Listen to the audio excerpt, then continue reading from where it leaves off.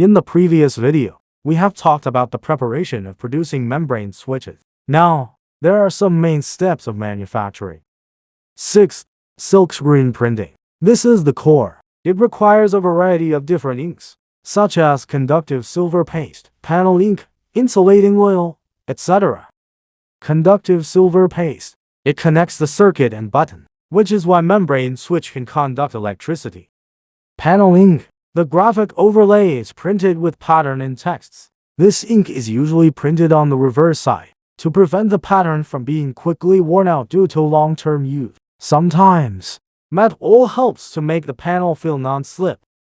Insulating ink. JRPanel guy applies transparent insulating ink where conductivity is not required. That's the place between wires to prevent short circuit.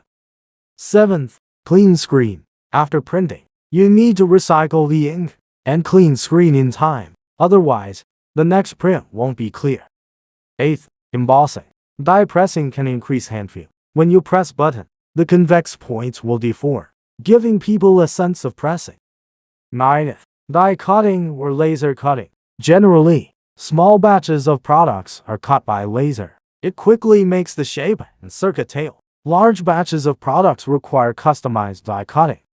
10th, assembly. We are talking about putting back adhesive, metal domes, LED, and graphic overlay together. It's just like making a sandwich.